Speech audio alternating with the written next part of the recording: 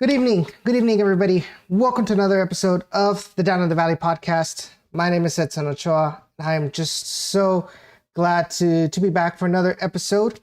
We'll try to keep it kind of short, sweet, and to the point today. So the plan is, so we'll be talking, me and Ray, who is on right now, we'll be talking about the Orange County SC versus the RGVFC match that happened last Saturday, and then we'll have that live show, and then tomorrow I will be uploading a recorded video with Mark Bay who covers Austin Bold for the Striker, and we will be talking about the upcoming match against Austin Bold FC this Saturday at HEB Park.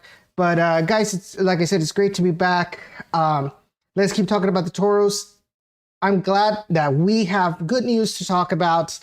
And before we say hello to our guest, our guest today, I want to thank you all for your support. I want to thank the Beautiful Game Network for everything that they've done for the Down in the Valley podcast. Want to thank their sponsors, Roughneck Scarves and Icarus FC, as well as our sponsor, Natural Beauty Spa.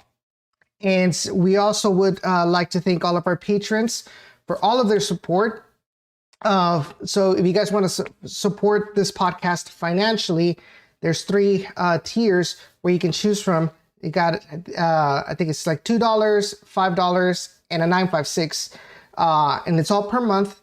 But each different level gets a certain perks that you can take advantage of. So for example, next week we will be having the $9.56 tier and the $5 tiers are invited to a monthly show where we all go in Zoom, we all go live, and we all talk about the Toros and all of the news and the matches. We all talk as a community. So if you guys are interested in that, be sure to check out the Patreon. Also, be sure to follow us on all our social media. We are on Facebook at facebook.com/downintheRGV. You can find us on Twitter at downintheRGV and on Instagram with the same username at downintheRGV. And of course, be sure to check out my articles on the Striker Texas, where I cover all the game recaps for the Rio Grande Valley FC Toros. There is a 30-day free trial.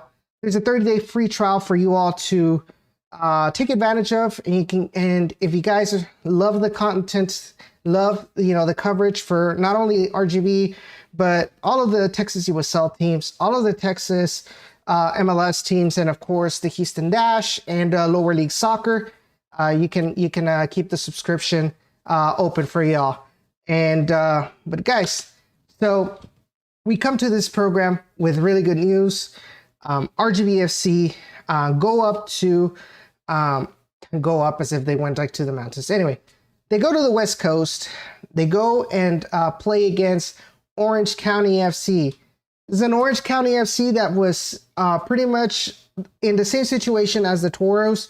They were coming into this match being second place in the the Pacific Division, also with 21 points, but I think they had an advantage when it came with goal difference, but they were coming off of a midweek match in which they lost. They lost, and I believe it was against San Diego Loyal. So it was a team that was very limited in their roster, from the talk that we had with Brad Polonsky last week on the show. He mentioned that the roster is very limited. He mentioned that they were coming in from a lot of games played in quick succession. I mean, they played on July 1st against the Switchbacks. They played on July 6th against Tacoma. Then they played on July 10th against Sacramento, then July 14th against San Diego Loyal, and then they ended up having to play the Toros that Saturday. So they had a lot on their plates, if we want to be honest, when it came to participation in the USL Championship with such a limited roster. So you could say that fatigue was going to be a factor in this match. And right off the bat, I think Wilmer Cabrera noticed this. He took advantage of the situation, and you could tell right away from the lineup, the starting lineup for the Toros. You could tell that he was trying to go all out and trying to take advantage of the situation, trying to take advantage they were going to be tired, and they're going to try and keep attacking them. And so you look at the lineup and you see, obviously, you got Tyler Derrick on goal.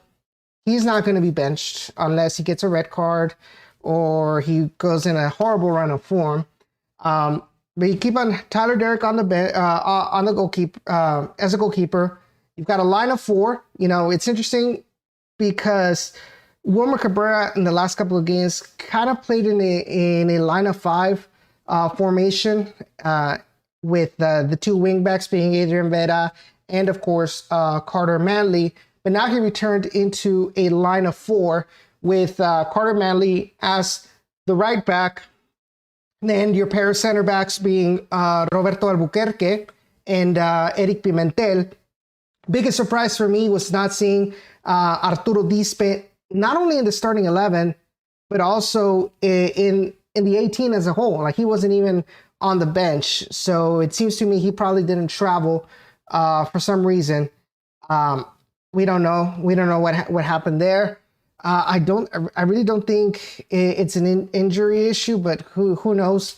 I think it's beating a dead horse talking about that injury information that is almost non-existent with the Toros. But anyway, continuing on as a left back, you had Adrian Vera. You had two center defensive midfielders with Juan David Cabezas and Rodrigo Lopez. Then you had Wang Kuzain as more of a center attacking midfielder. On the wings, you had on the left, as a left winger, you had Christian Sorto. Right winger, you had Juan Carlos Azocar, who was pretty much coming in hot into this match. Had a good participation against El Paso Locomotive. Had a good match against Austin Bold, where he gets the game equalizing goal. And now he was going to repeat again in this match against Orange County SC. And of course, I think the biggest surprise of them all is definitely going to be the inclusion of Vicente Sanchez as the striker or as a false striker. Not sure how you saw this, Ray, or anybody that is in the chat. Mike, thank you for tuning in at this moment. And discard. No, go away. But Ray, now that you're back, we've got, like I said, we've got Ray Silva now from South Texas Border Sports. Ray, how have you been doing?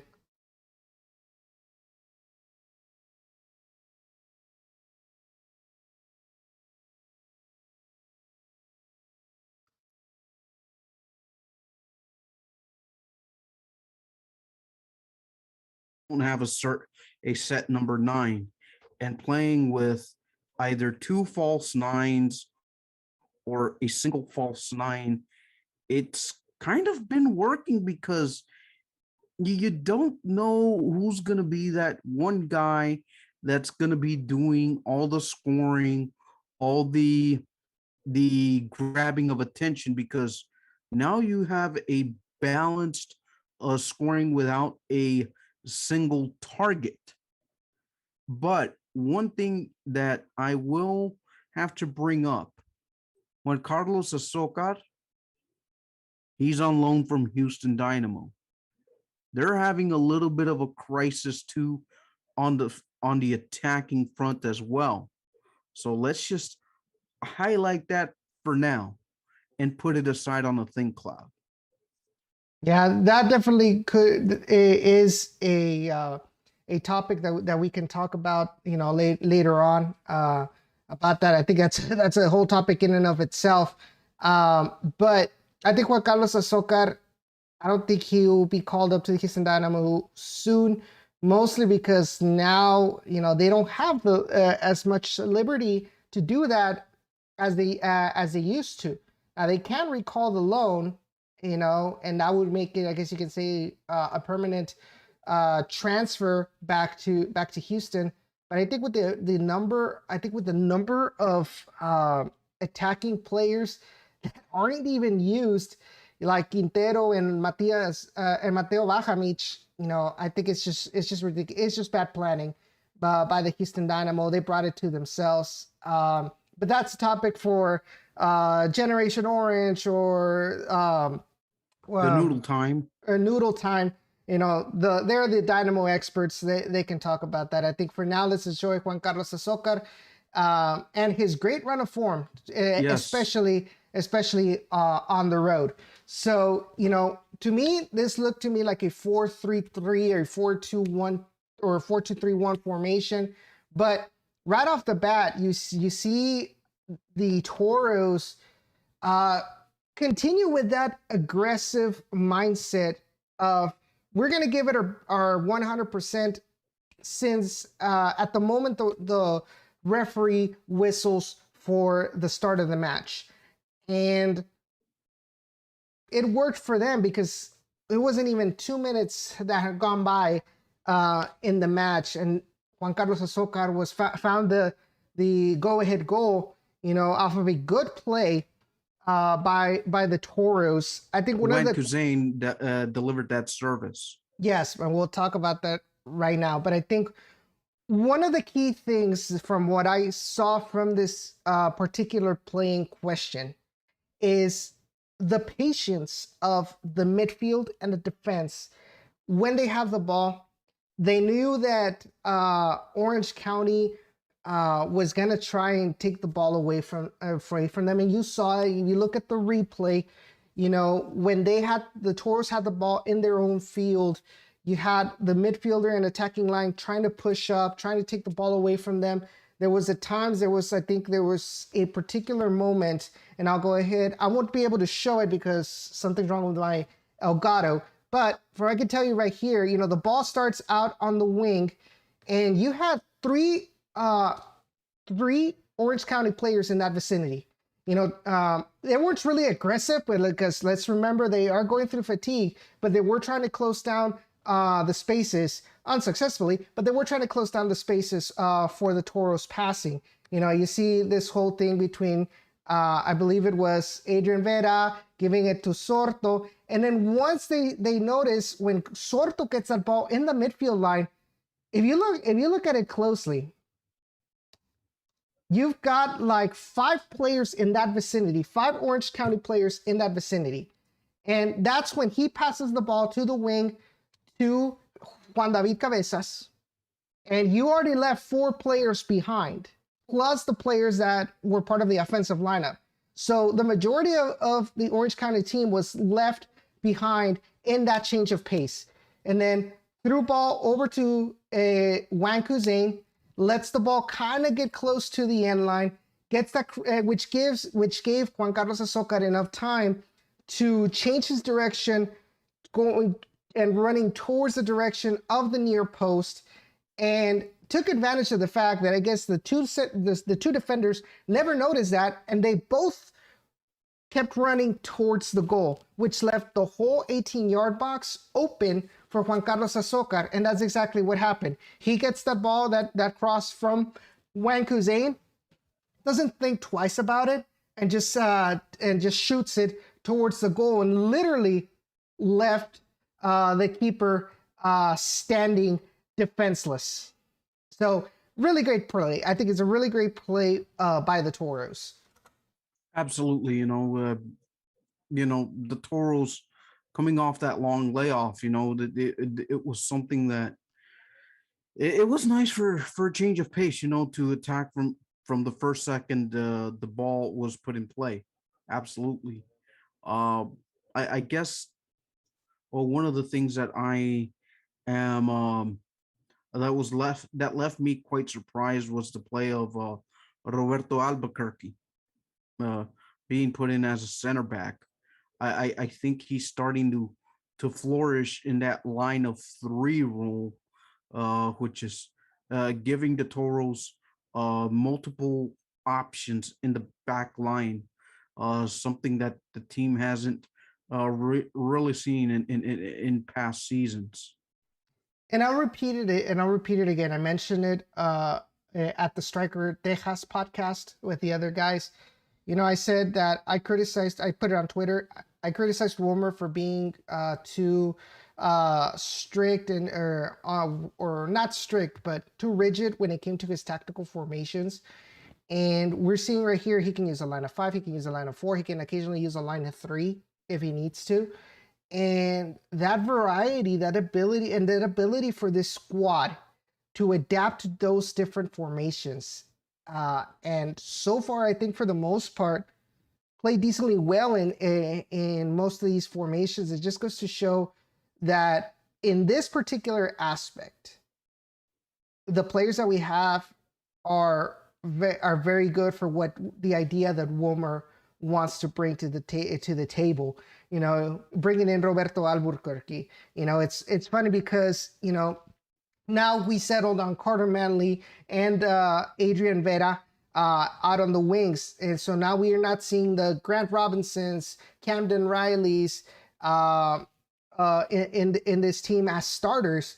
But they kind of found themselves into a role that has given dividends to the Toros for the most part. And Roberto Albuquerque, like I said, I think surprisingly he has held on to being right off the bat, getting some starting minutes with this team over Arturo Dispe, who by far has been the best player for RGVFC in that back line. Absolutely. And I just feel like this team has a lot more flexibility when it comes to playing different styles and different formations. And being that this was a non-divisional matchup, I think you could have allowed this 3-5-2 formation as set by Fatmob to kind of play in a little bit. Although I will concede with you that it easily could have been a 4-2-3-1 formation as well. And the reason I base myself on that 4-2-3-1 formation that I think, and it's just based on the average positions that are being displayed in the USL Championship website. You can kind of see that that line of 4 between the Carter Manley, Albuquerque, Pimentel, and Vera, with Carter Manley for the most part being a lot more active, helping out on the attack. But other than that, it's pretty much a line of 4, with 2 center backs sitting back deep. And then you've got, your 2 midfielders with Rodrigo Lopez and Juan David Cabezas. And I think the biggest surprise from that play was how wide Juan David was, and the fact that, the vision that he had to get that through ball over to Wan Kuzain. I don't think I've ever seen Juan David Cabezas do that often, not even with the Houston Dynamo. So I don't know, is that really caught my eye. Yeah, I mean, it's hard to kind of disagree with that. It's very hard to llevarte la contraria on this one. And you mentioned to me right before we went on air, you said that, and you made this statement, you said, the Toros played horribly, or the Toros played badly, and yet they still got the 3 points. They still got the result. What made you say that the Toros played horribly? Well, you kind of saw that front end intensity the first 15 minutes of the match, and then you kind of saw Orange County try to get into it and try to create some of their chances of their own. And and that's kind of been a little bit of the problem where the Toros have had in the past, where they kind of allow opponents to get right back into it. And that's something that historically me and you have seen. And we're all like, okay, is this going to be another case of the road blues once again? and and being fair within amongst each others. I mean, this is only the second road win this season, but if you take a look at um, historically, the road losing streak that the team has had, uh, dating back to 2019, dating back to 2019, their last win was on April 30th, okay, of 2019. Since then, they went almost two full seasons without getting a road win, almost two full seasons, and which was snapped on October 13th in October at OKC. So Mhm. October 13th, 2019, last road win. And then the COVID season, where it was just like, it was a very bad funk on the road, where they also gained a road win as well. So again, it was just a very, the Toros just don't play well on the road, and I just figured that um that this season has been a major turnaround now. Mm, It's I, it's it's been it's I been somewhat of a turnaround. I honestly disagree with you, and this is the Okay. reason why. Okay. So the Toros defensively, they were able to limit Orange County to only 3 shots on target. Okay. They only had 8 total shots. Okay. So they limited defensively. They limited the offensive power of Orange County SC. So the defensive line held up well. There were very little times where Tyler Derrick actually had to come out and get a save. Most notably that free kick from and correct me if I'm wrong, it might have been Chris Wien. Yes, Chris Wien had that nice shot. Yeah. So offensively, it's the same thing we keep on talking about week after week. Bad crossing and their accuracy in front of goal. And even then, they had 11 shots and 4 shots on target. And they did what they needed to do, take advantage of the situation that they needed Orange County to get them tired, and just attack when needed to.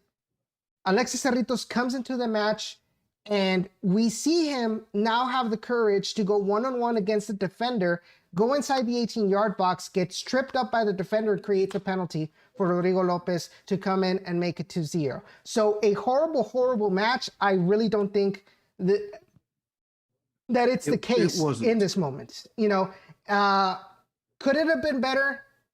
I mean, you're already getting the 3 points on the road, which is already a big plus. And statistically, it could definitely be better when it comes to offensive stats. But even with them, they did just enough to get a decent scoreline against Orange County SC. So there's a lot that can be analyzed. Obviously, there always is, even in a 5-0 win. But I don't think it's as bad as I think I assumed you made it out to be. Well, for sure. And I guess it's kind of, I guess it's a bit of an oversight, because I only saw the game live, and I didn't get to see the game once again.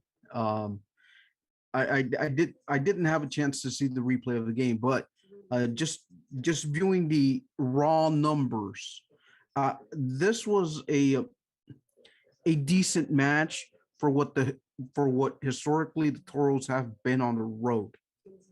Mm-hmm. And of course, I think that change of face is starting to happen now. And I think you also have to remember that the Toros, or at least Wilmer Cabrera, it's another thing I think he improved is with the Dynamo, and I've said it many times. The Dynamo, whenever he played away matches, it seemed like it was the team played completely different as when they did at home. They were a lot more conservative. Obviously, they weren't really good on the road when it came to results. But now it seems like with the Toros, he stays consistent with the aggressiveness, trying to get that early lead for the most part. And so far, I think it has worked. There's still a lot. There's still a lot of work to be done, and Yes. Wilmer Cabrera can definitely attest to that as he does week in and week out during the practice interviews. And but so far, even when all of my gripes about the accuracy with the crosses and the shots, they are tied for the top of the Mountain Division by far, the most competitive division in all of the USL Championship. Absolutely. Two things that also stood out to me in this match, and we can, I hope we can put some closure to Orange County. Finally, we get to see Edwin Cuero officially in a Toros match, and the return of Kyle Edwards from international duty. Mhm. Um, Again, very raw samples. Uh, Cuero got 20 minutes in, Kyle Edwards 10. Again, not much to analyze there, but it was great to see a little bit more depth um, it, in both positions, whether it be defensively or offensively. It's a welcome sight now because now you're starting to see uh, I, I I guess you could really say the full roster. Mhm. Yeah, I definitely think so too, especially with the fact that we are lacking a true number nine with Elvis Amo's injury. Which, by the way, I did notice that the Toros didn't really on their injury list. Amo doesn't come out, but so make with that how you want it. But I think the fact that we have Kyle Edwards back, and the more he starts training with the squad, the more minutes he gets, with the squad. I mean, you have to remember he has a handicap of being away from preseason, away from like the first third of the season, without being with the squad because of international duties. So he has a lot of catching up to do. And seeing him take some minutes, I think it's going to be a help boost him, and I think it'll also help the squad with that problem of not having to pretty much wing it with a false nine or wingers as the reference of attack for RGVFC. Now, as far as Edwin Cuero, I really don't have a I really don't have an idea of what we can expect from him. So hopefully, as he starts getting more minutes as well, we can kind of get an idea on what is his role going to be for Wilmer Cabrera's Toros for the rest of the 2/3 of the season that are left. And so it's gonna be a mystery. But for now, I think barring that lack of number nine, I think we have definitely found 90% of the starting 11 for this team.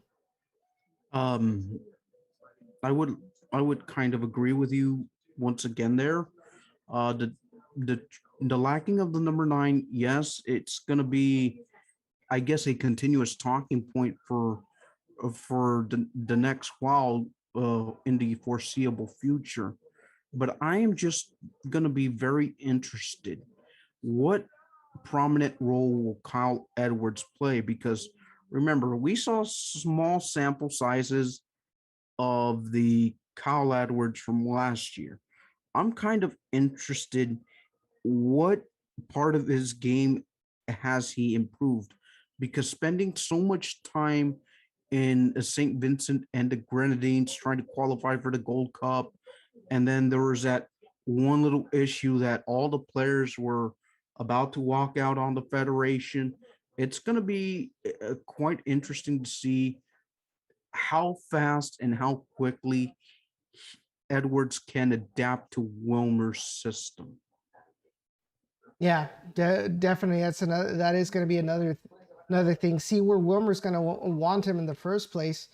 I think he's got the characteristics to be that striker. He is kind of similar to Elvis Amo in some ways. So I do think that he will be that reference differential number 9 for the Toros. But at the end of the day, it's all Wilmer's call. So will be interesting to see how this is going to adapt for the rest of the season, like I said. And I think moving on, like I said, we've got Austin Bold tomorrow, or not tomorrow, but on Saturday, coming into HEB Park.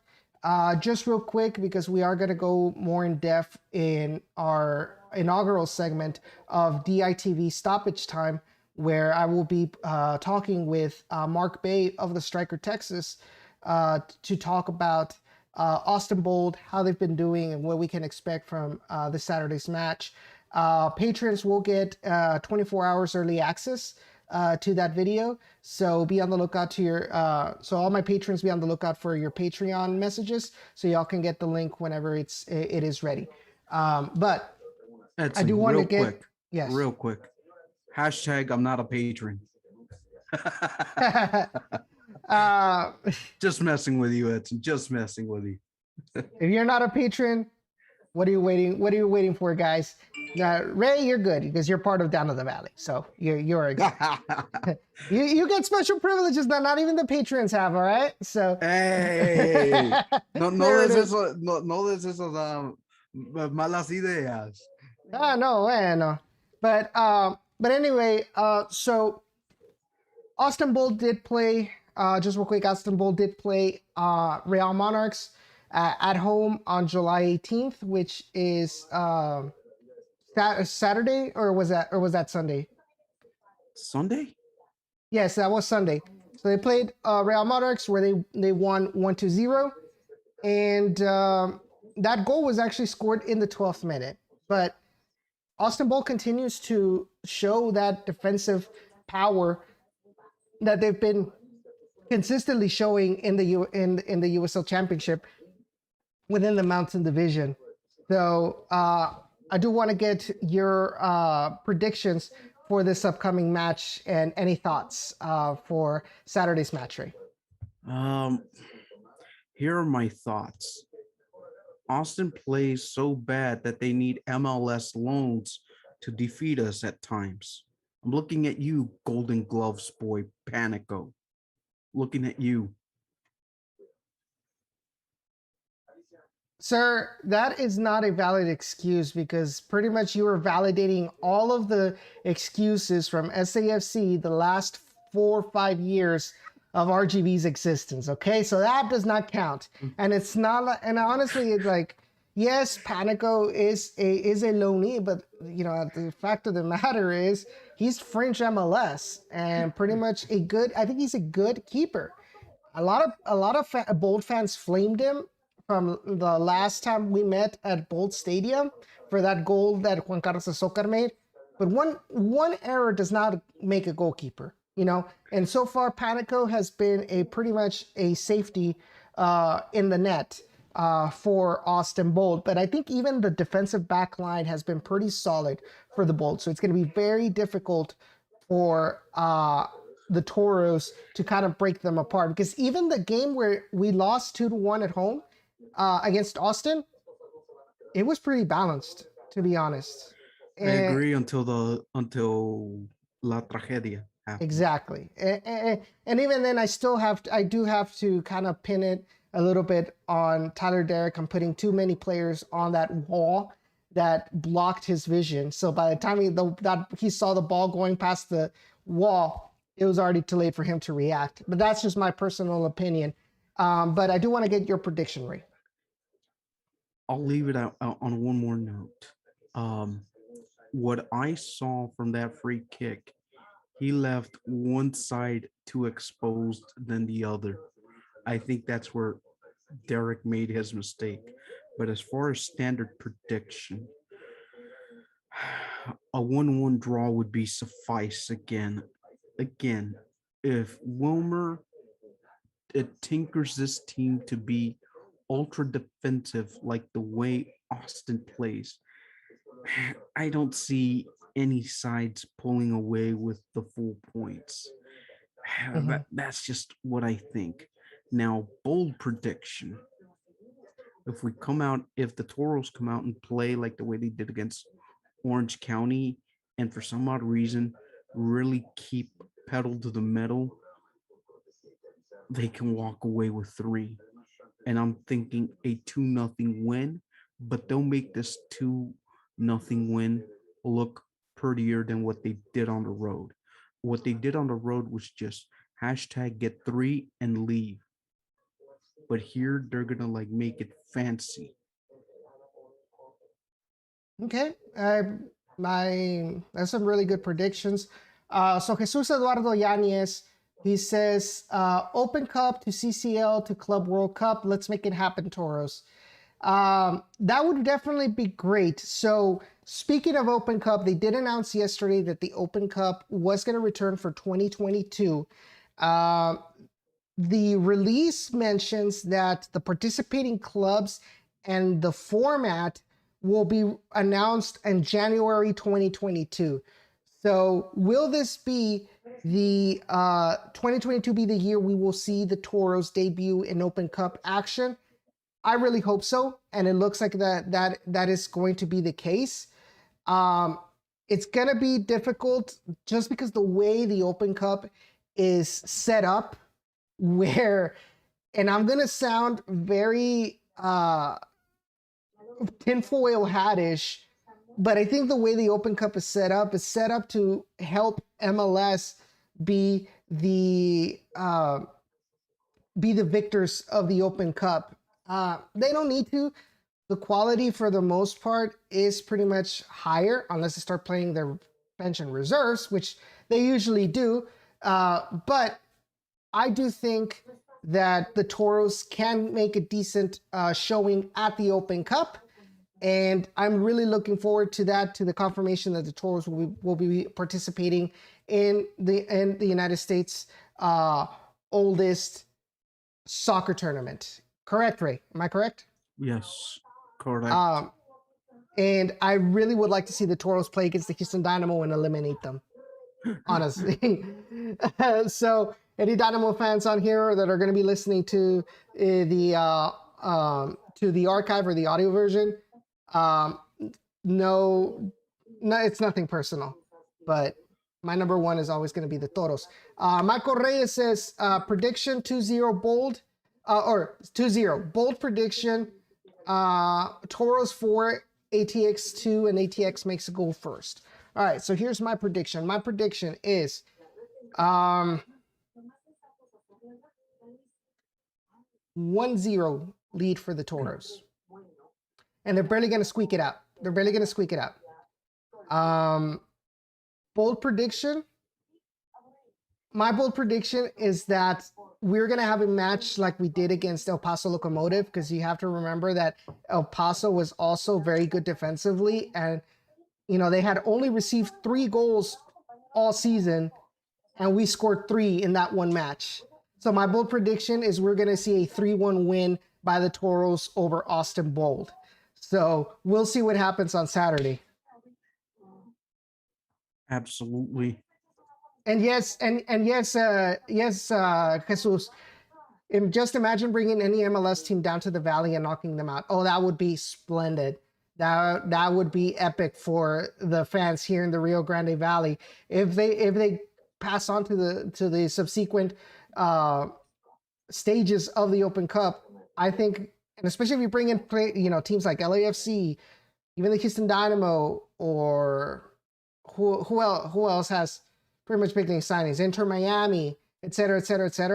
I think there's going to be. I think it's going to. Frisco, Austin FC. Austin FC is a good one too because of Cecilio Dominguez.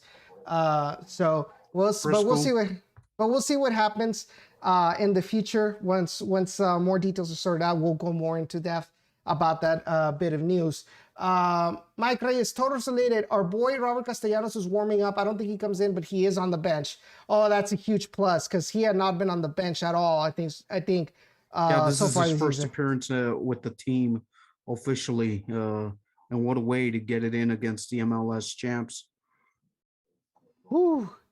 All right, our boy Robert Castellanos is moving up, guys. I can't wait to see him have his debut on MLS. But guys, that's gonna do it for part 1 of the show. Like I said, we're gonna be recording DITV stoppage time. It's gonna be I'm gonna be with Mark Bay from the Striker Texas to talk about this upcoming match on Saturday from the Austin Bold perspective, and of course my perspective too. Don't worry about that. But you guys can get a little bit of some feedback from the Austin point of view, what we can expect, and for you to learn more about Austin Bold in this very interesting season for them. But Ray, any last words before we go? No, I just want to thank everyone who tuned in. Thanks for giving me the space to show up here tonight. Of course, I'm cameraless, but I'm in good spirits and hope to see you out there Saturday night. And Viva los Toros. And don't forget, wear your white shirts. Definitely, guys. It's going to be a party over there. Just don't drink too much vodka, okay? Because from what I saw in that Tigres versus Chivas match, oh boy, I don't even want to talk about it, how drunk people were. And that was because they drank a lot of beer. Imagine vodka.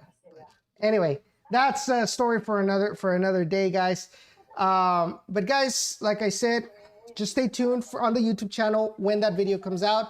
Be sure to watch it, share it. If you guys like this video, give it a like, share it with your friends. If you are new to the channel, subscribe, and you will get and click on that bell so you will always receive notifications whenever we do go live, and of course whenever we upload a video on the channel. I want to thank obviously Beautiful Game Network, Roughneck Scarves, Icarus FC, Natural Beauty Spa, all of our patrons, Mike, Santos, Javier, Jeff Strong, Harry Austin, Eddie de la Garza, Gilbert Guajardo, like everybody who's a patron. Thank you all for your support. And don't forget, guys, next week will be the Patreon show on Wednesday the 28th. So I will be messaging you all the Zoom links for that particular show. But it's a pleasure being back. And hope y'all enjoy it. Be safe out there and hope to see y'all on Saturday. And let's go Toros. Vámonos de aquí. Woo!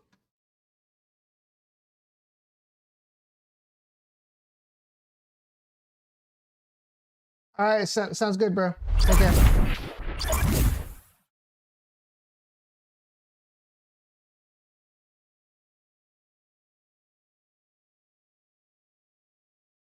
Oh yes, guys! If you guys want to party with the Stampede, be sure to go with them. They will be tailgating in the parking lot. Everybody is welcome to go and have fun and chat with other Toros fans like you all. And if you guys are interested, you guys want to join the Stampede, y'all are more than welcome to. You guys, if you have any questions about what it takes to be in the supporters groups, they'll be more than happy to help you out, whether Mike or VP, Santos, the president, anybody that's there, be sure to say hi to them and learn more about what it takes to be in the Stampede. But guys, take care, and we'll see y'all next week, and be on the lookout for DITV stoppage time.